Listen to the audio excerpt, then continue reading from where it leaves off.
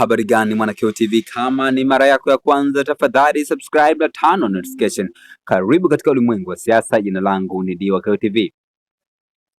Rais wa TLS Boniface Mwabukusi amemjibu Waziri Mkuu wa Jamhuri ya Muungano wa Tanzania Mwigulu Nchemba.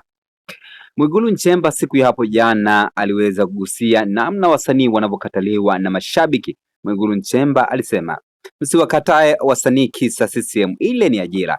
Lakini rais wa TLS, yani rais wa mawakili Tanganyika Boniface Mwabukusi, naye amekuja na mawazo yake katika mitandao ya kijamii kwa kuandika chapisho ili hapa, na nukuu chapisho la Boniface Mwabukusi, na nukuu: tuwekeze nguvu kwenye mambo ya msingi. Sidhani kama vijana wanasusia wasanii kwa kuipigia kampeni CCM kama ambavyo baadhi ya viongozi wanajaribu kupotosha. Sababu kubwa inayotolewa na vijana kwa kususia wasanii ni kufuatia vitendo vyao vya kufumbia macho vitendo na mauaji makubwa ya raia wasiokuwa na hatia wala silaha, wakiwemo wanawake na watoto, na kutoa kauli za kubeza malalamiko ya vijana kuhusu watu kutekwa, kupotezwa, tatizo la ajira, utawala wa sheria na uhuru wa maoni. Kama viongozi ni muhimu sana kutozungumzia mambo yasiyo ya lazima kwa namna kupotosha. Ni dalili ya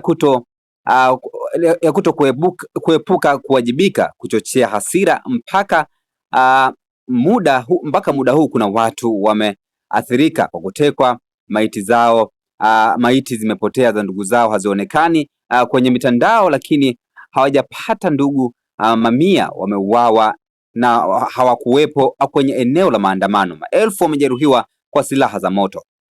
Tuweke mkazo kwenye mambo ya msingi pale tunapolazimika kuongea au la kufumbua vinywa vyetu ni hekima zaidi, hasa pale ambapo bado hatujakubaliana kuwajibika. Haki, ukweli na uwajibikaji vitaliponya taifa. Ameandika maneno hayo Boniface Mwabukusi katika mtandao wa Twitter. Una maoni gani kwa hichi ambacho Boniface Mwabukusi, rais wa mawakili Tanganyika, amefunguka katika mitandao ya kijamii? Tafadhali shusha maoni yako katika sehemu ya comment section.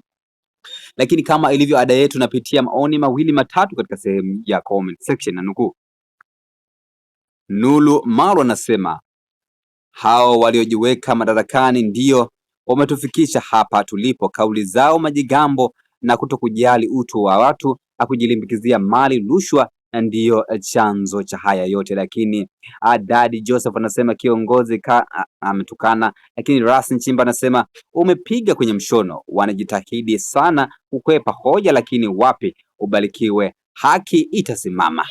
Hayo ni baadhi ya maoni ambayo wametoa katika chapisho la rais wa mawakili Tanganyika Boniface Mwabukusi. Tukutane wakati ujao katika masuala ya kisiasa. Bye bye.